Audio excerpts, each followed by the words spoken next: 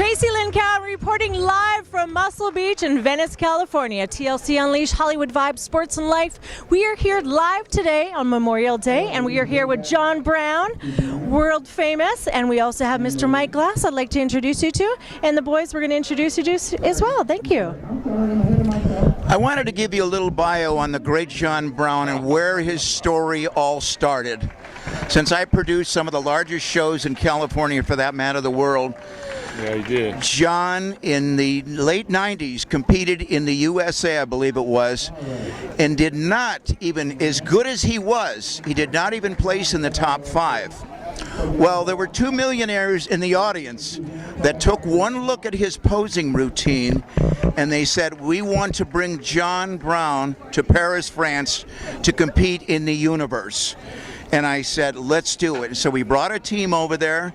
John competed in the universe, and let me tell you, with what he did on stage was not only a record-breaking appearance, but what it was a changing of the guard in our industry.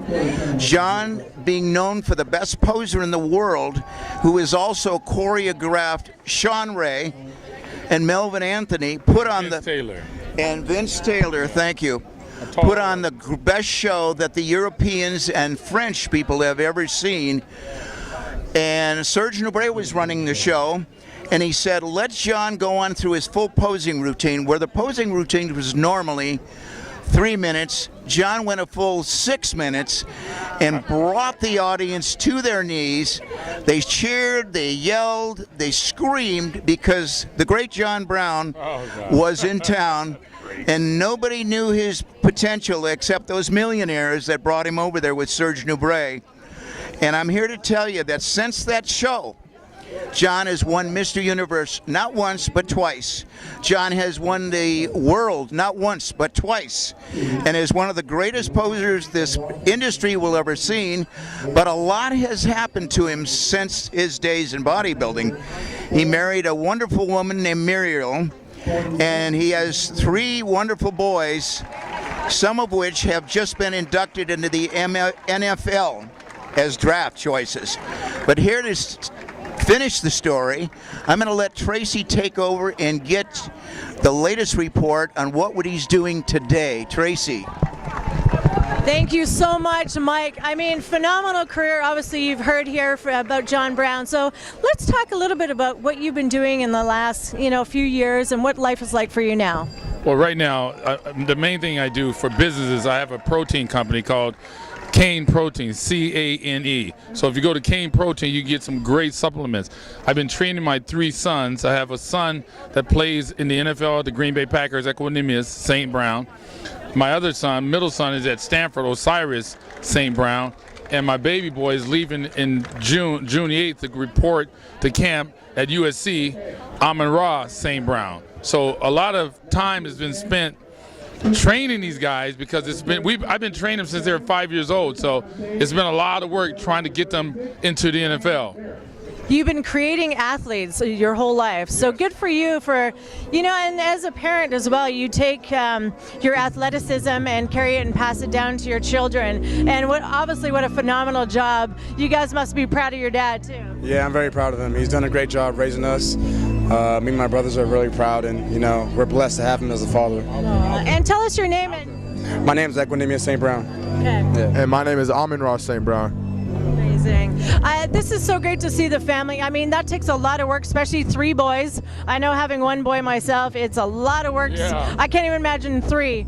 So tell me, how you taught them discipline. Obviously, being a bodybuilder in your day, you have to teach them discipline. How did you teach your 3 boys discipline? Well, me and my wife made sure, we started with academics, so she was like really responsible for the academics. We made sure when they came home, not in their bedrooms, but at the dinner table, they would do their homework. So we would watch them, because they speak German, they speak French, they speak English. They took the SAT in all 3 languages. They're 4.3 students, and then academically, we had to stay on top of them. Then when they turned 5 years old, I started training them. Now, how to teach them discipline? I made sure every day, Monday through Friday, we did some type of training program. And I sat them down, I taught them, I showed them things about bodybuilding, because to be a bodybuilder, there's no trainers, there's no managers, there's no agents. You have to be well-rounded. So I tried to instill that into my kids, to be well-rounded, to be disciplined, because if you're not disciplined, you cannot be a champion bodybuilder. No way possible. Absolutely, I fully agree. I do want to ask you a little bit about your past, though. What made you the best poser on the planet? Well, that's a good question. When I started competing, I used to do street dancing and all that stuff, and a friend of mine said, John, you got to do that on stage. I go, man, I don't know. So I did it, and everybody went crazy. So I don't know, I'm an artist, so I love posing. So not just having a good physique was important to me, but the presentation was important. So it's amazing. I go to, like, I'm here today. I watch everyone pose.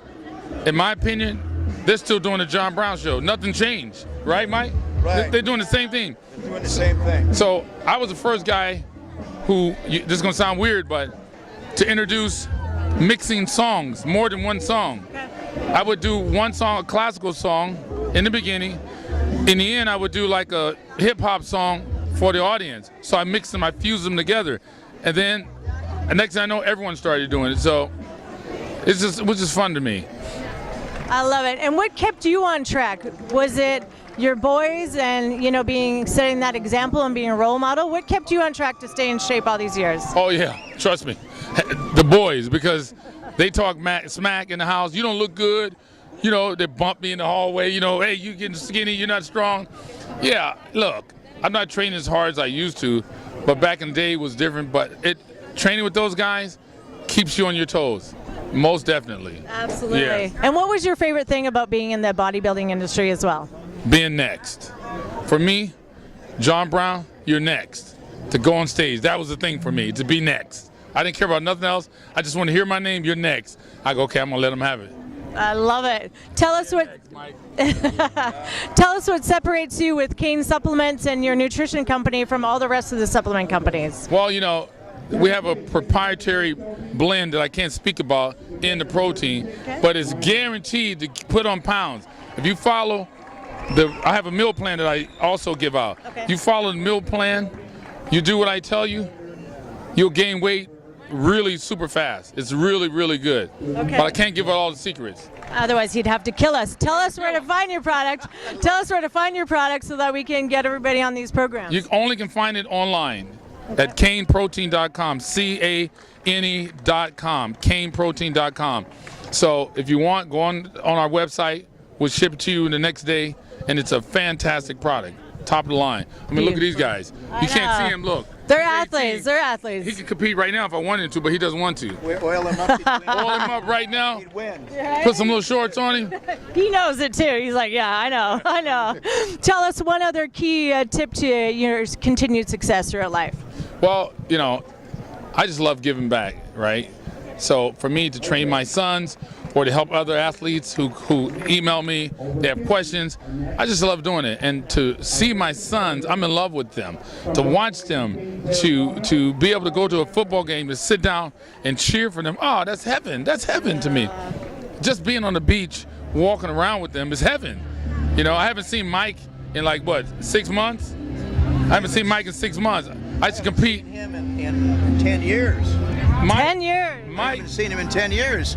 We were in Paris together. Oh, yeah. And the girl I trained got second or third runner-up. And John was just rocking the hell out of the Frenchmen. They just didn't know what to do. And it was one show, I believe, where Sergio Oliva completed. Yes. Sergio, we took him out of retirement. We did a show in Long Beach first. I did that. And then John went to the team and just knocked him dead. He never looked back. He never looked back at all those years of toil. But he really, he was an icon and a trendsetter, kind of like the electric light. The light clicked on. I would like to see Mike Glass promote another show. Mike did the best shows ever. And I'm not just saying it because he's standing here. Mike Glass gave the best shows. He should do another show. Thank you. I'm working on it. I love it. Yes, I would love to see that too. Okay, one last thing, John Brown. When you're choreographing and teaching and coaching guys like Sean Ray, you know, biggest names in the game, what are some of the things that you're telling them to be successful?